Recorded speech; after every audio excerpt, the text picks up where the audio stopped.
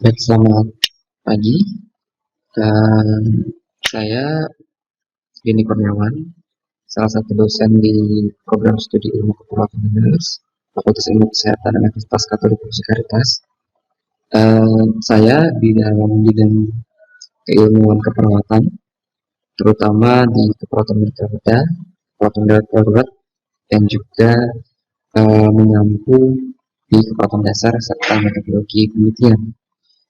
Namun kali ini dalam video penjelasan mata kuliah kali ini, saya ingin menjelaskan mengenai mata kuliah keperawatan darurat, mengenai apa saja yang akan dipelajari selama satu semester ini di mata kuliah ini, deskripsi mata kuliahnya, kemudian apa saja yang nanti akan dipelajari, baik itu dalam teori atau dalam praktikum, kemudian juga bagaimana penugasan serta bobot evaluasinya.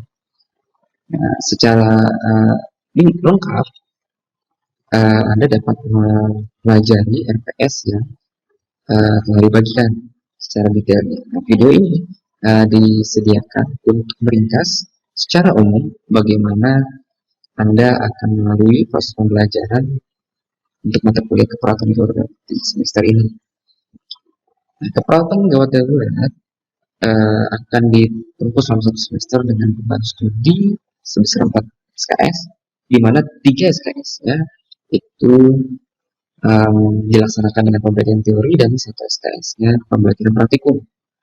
Nah, ketika Anda menyelesaikan mata kuliah ini, target yang perlu dicapai adalah bagaimana Anda mampu untuk menerapkan langsung perawatan dalam setiap kasus kegawat daruratan dan juga kegawatan tidak darurat atau tidak gawat tapi darurat terkait gangguan-gangguan di berbagai sistem organ yang terjadi pada individu, yang pastinya memperhatikan aspek legal dan etik dan dinilai dijiwai dengan nilai-nilai institusi, yaitu nilai champion dan juga spiritualitas karitas. Bahan kajian yang Anda pelajari selama mengikuti mata kuliah keperawatan gawat darurat ini antara lain adalah konsep dasar dari keperawatan gawat daruratnya, yaitu peradangan fungsi perawat gawat darurat, kemudian peran advokasi perawat, dan isu end of life dari keperawatan gawat darurat, di mana tidak menutup kemungkinan bahwa pasien-pasien dengan kondisi gawat darurat ini jadi itu merupakan kondisi-kondisi kritis yang dapat membawa pada keadaan menjelang. Kemudian Anda akan mempelajari asuhan keperawatan berbagai kasus, baik itu kasus yang trauma ataupun non-trauma. Selain itu, Anda juga mempelajari intervensi atau prosedur keperawatan yang berkaitan dengan kasus-kasus penanganan kondisi gawat darurat pada pasien, di mana diantaranya adalah triase ketika perawat melakukan klasifikasi pada kondisi pasien untuk menyusun prioritas penanganan. Kemudian pembidayaan pada kasus-kasus trauma biasanya, kemudian pembebasan jalan nafas untuk menjaga kepatanan jalan nafas sehingga dapat mendukung proses pernapasan secara fisiologis. Selain itu juga mempelajari tindakan asistensi needle decompression, di mana kita menggunakan jarum untuk mengurangi udara yang terkumpul di paru-paru sehingga paru-paru dapat mengembang dengan baik. Dan juga proses bleeding pada kasus perdarahan, kita melakukan balut tekan pada sumber perdarahan sehingga perdarahan dapat berhenti dan bisa mencegah pasien mengalami shock. Kemudian kondisi-kondisi bantuan hidup dasar atau basic life support atau BLS, baik itu dalam kondisi cardiac arrest, yaitu dikenal juga dengan BCLS, basic cardiac life support, di mana pasien yang mengalami henti jantung itu kita bantu dengan melakukan kompresi jantung luar atau kompresi dada dengan harapan oksigen tetap dapat dialirkan ke otak dan otak dapat mengembalikan lagi fungsi jantungnya dan mereka akan kembali muncul. Itu beberapa bahan kajian yang secara umum akan Anda pelajari selama mengikuti mata kuliah ini. Selain itu, aktivitas yang nanti akan Anda lalui selama pembelajaran di mata kuliah ini itu ada dua bentuk, yaitu teori dan juga praktikum. Di mana untuk pembelajaran teori ada tiga fase, yaitu fase perinteraksi, fase interaksi, dan juga terakhir fase post interaksi. Sebelum Anda berinteraksi di dalam kelas, dosen pengampu akan memberikan pemicu, baik itu berupa kasus ataupun berupa materi yang dapat dipelajari dan dapat Anda eksplorasi lebih jauh dan lebih dalam melalui referensi-referensi yang terkait dengan kebutuhan gawat darurat, baik itu melalui buku teks ataupun referensi artikel jurnal ataupun literatur review terkait kebutuhan gawat darurat. Yang kemudian itu dapat didiskusikan di dalam aktivitas interaksi di kelas, di mana ada review materi dan juga diskusi untuk mendalami apa yang belum Anda pahami. Jadi silakan Anda bebaskan waktu untuk bertanya sedalam-dalamnya dan sebanyak-banyaknya untuk mendalami pemahaman mengenai topik-topik yang akan dilalui nanti. Selesai dari kelas, di fase post interaksi itu akan dilakukan refleksi, di mana Anda memulai kembali apa yang telah dipelajari di kelas untuk menginternalisasi apa yang sudah Anda terima, apa yang sudah Anda pelajari sebelumnya, sehingga topik yang Anda dapat itu menjadi lebih komprehensif. Sedangkan untuk pembelajaran praktikum, nanti akan diadakan tes untuk mengetahui sejauh mana pemahaman Anda mengenai konsep dasar dari tindakan-tindakan yang nanti akan dilatih di laboratorium. Kemudian dilanjutkan dengan demonstrasi, di mana dosen pengampu akan menunjukkan bagaimana tindakan tersebut dilakukan sesuai dengan langkah-langkah prosedurnya. Dan kemudian mahasiswa akan mencoba untuk melakukannya secara sendiri, ya, yang juga dimonitoring dan diamati oleh pengampu. Dan setelah itu akan diberikan feedback atau umpan balik terhadap apa yang sudah Anda lakukan, terhadap jika ada yang terlewat ataupun ada yang perlu diluruskan.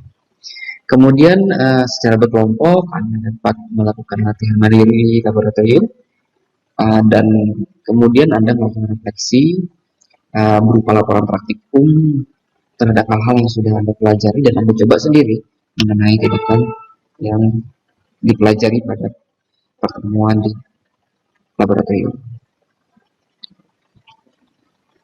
Apa yang nanti akan dievaluasi dari penampilan mahasiswa selama satu semester?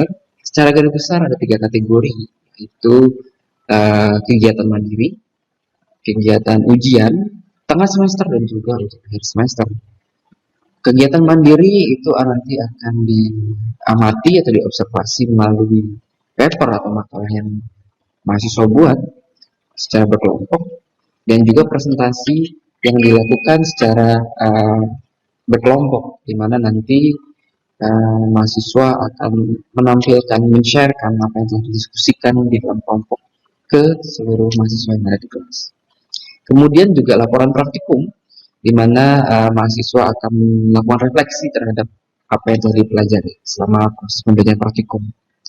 Nah, untuk ujian tengah semester juga akhir semester itu akan dilakukan ujian baik di pembelajaran teori ataupun di pembelajaran praktikum.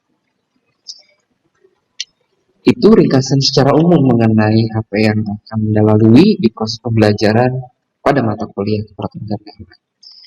Sampai bertemu di kelas dan selamat menikmati mempelajari mata kuliah ini. Terima kasih. Selamat pagi.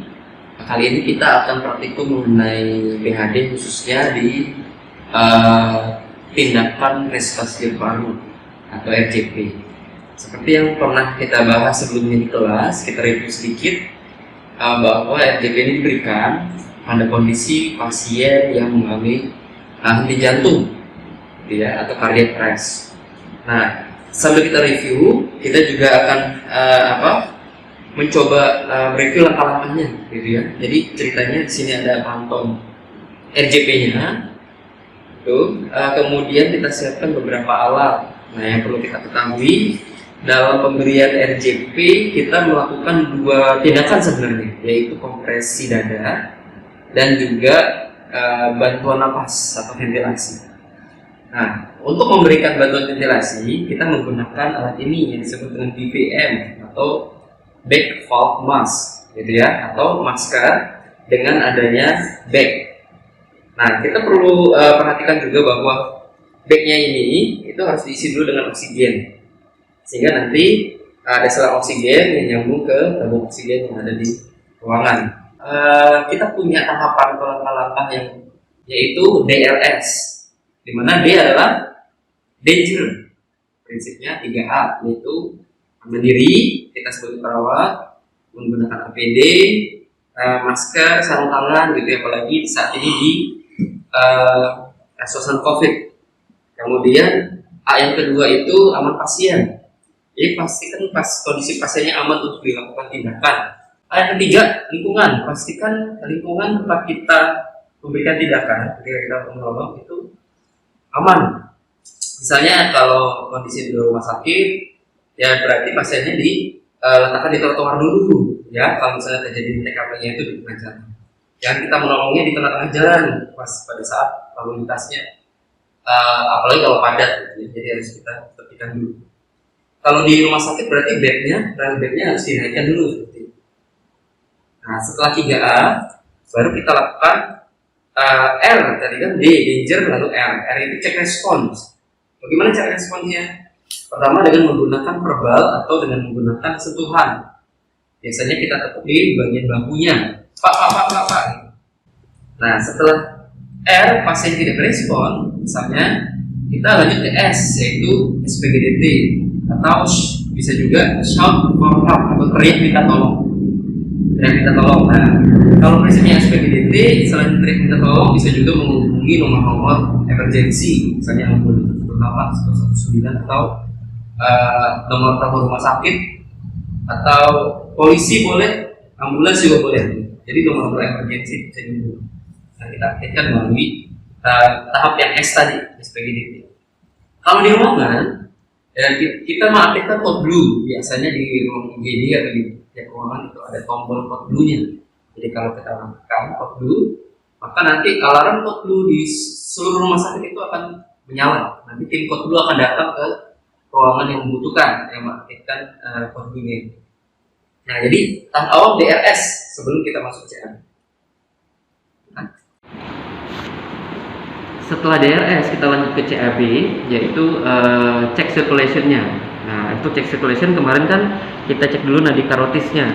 Nah, caranya dari trakea itu kita ukur 3 jari, ya, dari tengah trakea medial 3 jari. Nah, berarti ada di area sini. Nah, untuk mempalpasi kita menggunakan 3 jari. Nah, jadi kita cek 3 jari selama 10 detik. Kita bisa melakukan pada kedua area, kedua sisi dari leher untuk mengecek nadi karotisnya. Nah, jadi 3 jari selama 10 detik. Jika tidak ada denyutan, baru kita lakukan RJP. Kalau masih ada denyutan, jangan diberikan RJP. Nah, kalau tidak ada denyut, berarti dia arrest atau henti jantung, kita lakukan RJP. Kalau teraba, kita tidak lakukan RJP, kita lanjut ke pengkajian A, RW-nya. Nah, karena kali ini kita praktikum tentang RJP, berarti nanti kondisi kasusnya, studi kasusnya itu tentang pasien dengan henti jantung. Nah, kemudian setelah kita palpasi tidak teraba nadi karotis, kita berikan ke kompresi dada. Kita lanjut kompresi dada. Nah, rasionya 30:2, 30 kompresi dan 2 bantuan ventilasi. Nah, posisi kita supaya mantap itu bahu pasien berada pada bagian tengah tubuh kita, jadi sejajar dengan selangkangan kita, ya. Kemudian kita menggunakan tangan dominan di bawah, tangan non dominan di atas. Nah, titik tempat kita kompresi itu di mana? Kita ukur dari manubrium sternum dengan proses siphoideus. Kita bagi 3. Nah, area kompresinya adalah sepertiga bawah ini. Seperti di sini kita letakkan punggung atau bantalan telapak kita di sini. Lalu tangan non dominan di atas. Nah, posisinya antara lengan kita dengan tubuh pasien itu 90 derajat. Jadi ini harus lurus sehingga tubuh kita harus sedikit condong ke depan supaya tegak lurus dan bisa melindungi kita dari injury juga, injury tubuh belakang. Kita kompresi sebanyak 30. Kedalamannya kira-kira itu sekitar 5 cm ya, 2,5 inci secara 5 cm. Nah, itu untuk kedalaman. Jadi letak, kedalaman, dan kecepatan itu 100 sampai 120 kali per menit. 100 sampai 120 kali kompresi per menit. Gitu. Artinya kalau kita ambil 120 kali kompresi per menit, berarti karena 1 menit itu 60 detik, berarti 1 detik ada 2 kompresi. Jadi kira-kira 1, 2, 1, 2. Kira-kira gitu kecepatannya. Nah, kemudian setelah kompresi sudah 30, kemudian kita berikan bantuan ventilasi menggunakan BVM. Nah, yang lancipnya itu di bagian hidung. Lalu, kalau tidak ada indikasi dari trauma servikal, ini bisa kita lakukan head tilt. Ya, head tilt. Kemudian pastikan karet dari maskernya ini itu menutup sempurna.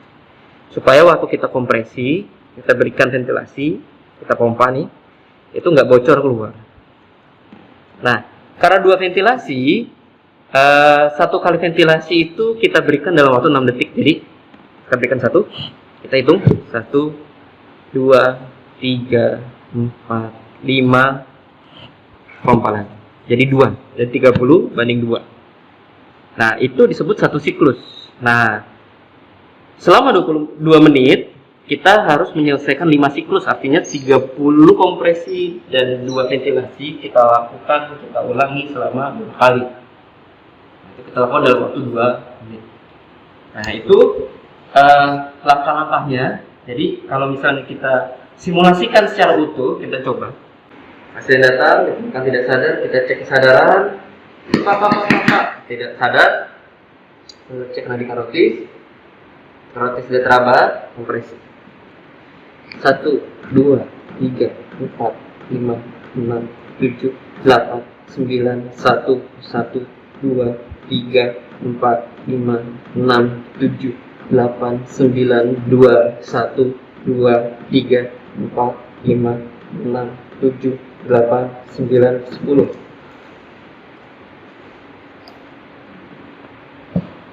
1, 2, 3, 4, 5, kompresi lagi. 1, 2, 3, 4, 5, 6, 7, 8, 9, 1, 1, 2, 3, 4, 5, 6, 7, 8, 9, 2, 1, 2, 3, 4, 5, 6, 7, 8, 9, 10. 1, 2, 3, 4, 5. 1, 2, 3, 4, 5, 6, 7, 8, 9, 1, 2, 3, 4, 5, 6, 7, 8, 9, 2, 1, 2, 3, 4, 5, 6, 7, 8, 9, 3. Setelah 30, kita cek lagi, kita lukis. Ya, kalau tidak teraba, lanjut lagi seperti tadi. 5 siklus, 30 banding 2, 5 kali. Kemudian kita cek lagi nadi karotis. Ya. Kalau ketika kita raba nadinya teraba, lalu kita cek RW. Ya. Seperti yang kemarin kita pelajari, kalau di kelas secara konsep, gitu ya.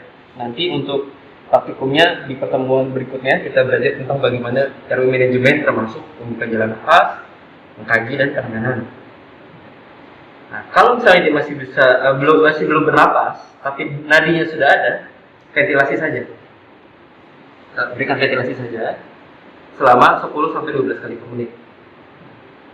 Hitungnya sama seperti tadi. 1, 2, 3, 4, 5. 1, 2, 3, 4, 5. 1, 2, 3, 4, 5 sampai 10 kali atau 12 kali. Nah, kita lanjutkan begitu terus hingga kita mengetahui apa penyebab pasien tidak bernapas. Nah, itu nanti selanjutnya kita tangani untuk breathing management. Nah, itu keseluruhan dari keterampilan untuk RJP, restorasi jantung paru. Nah, kemarin kita sudah selintas bahas untuk algoritmenya start.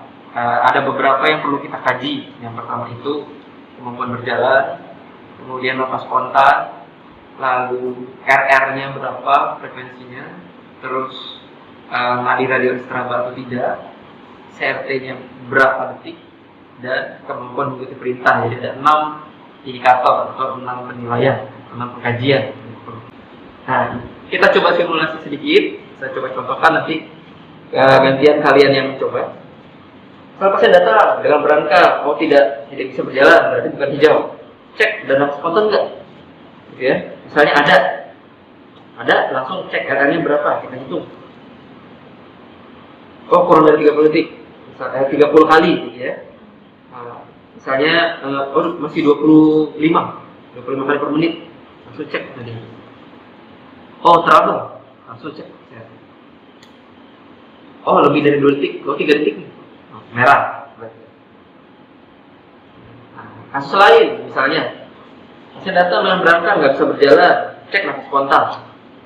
Nafas spontannya ada, hitung RR-nya. Oh, 34, merah, langsung.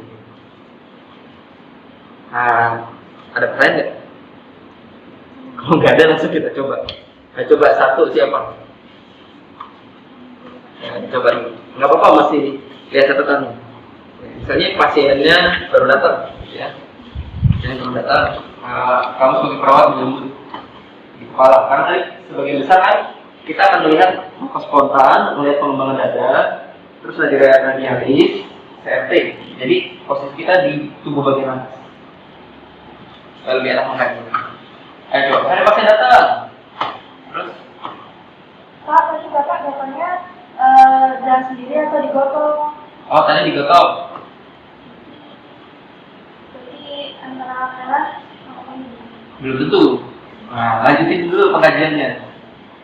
Selanjutnya kita lihat ada nafas spontan atau tidak. Ada. Jadi itu cek RR-nya. Misalnya 23 kali per menit. Ini. Belum. Itu Pak ya. Kaji lagi berikutnya berarti misalkan. Habis RR cek nadi. Nadi apa? Nadi alis. Misalnya ada berapa? Ada cek CRT-nya. CRT-nya 4 detik. Lebih dari 2 merah. Merah, berarti level mesin ini merah. Coba lagi yang lain.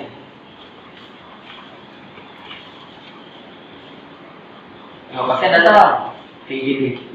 Pak, tadi datangnya digotong atau berjalan sendiri Pak? Tadi dibawa dari rumah pakai mobil, langsung naik kerangka. Terus cek pernapasan.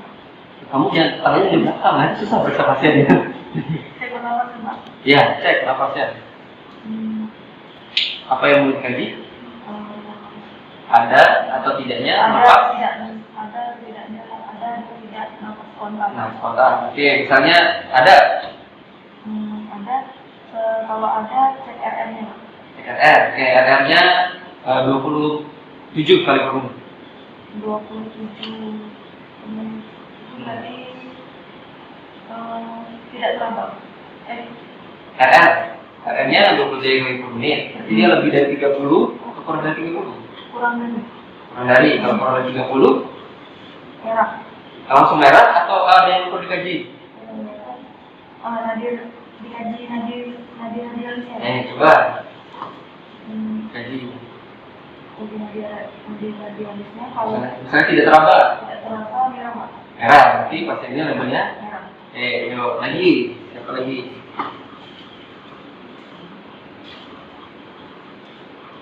Pasien datang ke UGD. Pak, kesini datangnya digotong atau datang sendiri? Dibawa pakai berangkat. Berarti jam pernapasan ya? cek nafas kontak. ada atau tidak. Nah, misalnya pasiennya ada Cek RR-nya. RR-nya, oke, misalnya RR-nya 21 kali per menit. Berarti tidak lebih dari 30. Kalau tidak lebih dari 30 berarti langsung kasih label atau kaji lagi? Kaji lagi. Kaji lagi. Apa yang dikaji? Nah, di radiasi. Di radiasinya coba. Raba. Nah, cek CRT-nya, Pak. CRT-nya, coba kaji ya CRT-nya. Oke, misalnya 2 detik. Nah, berarti iya, Pak. Merah. Dia 2 detik, berarti lebih nggak? Kalau 2 detik. Kalau 2 detik itu lebih dari 2 detik ya? Enggak, Pak. Enggak, berarti langsung di label atau dikaji berikutnya? Kaji lagi. Nah, kaji lagi apa yang dikaji berikutnya. Apakah bisa mengikuti perintah? Nah, coba pasiennya. Pak, minta apa pasiennya? Angkat. Pak, angkat tangannya, Pak. Oke, misalnya pasiennya nggak bisa angkat tangan. Tangan berarti merah, Pak. Labelnya. Nah, itu jadi kondisi cara mengkaji staffnya. Dia paling mudah diingat atau ritmenya paling singkat, bisa lebih cepat diingat. Nah, tadi kan sebagian besar merah ya. Nah, kalau merah berarti kita bawa pasiennya ke area merah. Merah. Nah, ini kondisi pasien tadi bernapas kan? Nah, berarti bukan di merah beta ini, karena merah beta ini itu untuk resusitasi, artinya pasiennya jantung. Ya, yang kemarin kita belajar tentang BHD. Berarti pasiennya letakkan di bed yang ini, sama-sama di label merah, tapi bukan yang resusitasi. Nah, kalau pasiennya tadi labelnya kuning, misalnya ketemunya kuning gitu ya. Nah, berarti letakannya di sini. Nah, sini bed ini. Kan sesuai sama garis yang ada di bawah. Ya, kuning di sini. Kalau hijau, nah itu. Jadi untuk triase, perawat itu menilai di depan sebelum pasiennya dibawa ke bed masing-masing sesuai klasifikasinya. Untuk apa? Kembali seperti kemarin yang kita bahas, untuk mempermudah perawat atau tim medis lainnya menangani pasien. Jadi mana yang lebih cepat, yang prioritas harus lebih dahulu ditangani dan lebih intensif. Karena itu tadi dari konsep kemarin kita belajar, masing-masing kondisi pasien itu ada kondisi kegawatan dan kedaruratan. Itu yang kita prioritaskan. Ruang IGD. Nah, itu secara garis besar. Apa ada pertanyaan? Kalau belum ada pertanyaan, nanti silakan simulasi masing-masing berpasangan. Ada yang menjadi pasiennya yang ngasih data, dan ada yang jadi perawatnya yang mengkaji seperti tadi. Nah, setelah itu semua sudah mencoba satu-satu, kita coba evaluasi di akhir. Gitu ya, kita coba evaluasi di akhir masing-masing satu mahasiswa untuk mencoba lah ya, supaya saya bisa tahu kalian sudah mahir atau belum untuk melakukan ini, untuk triasenya. Nah, jadi nanti satu-satunya dengan saya seperti simulasi tadi di awal. Sekaligus hitung-hitung sebagai latihan ujian nanti untuk ujian praktik. Kira-kira begitu. Selamat siang. Silakan disimulasikan.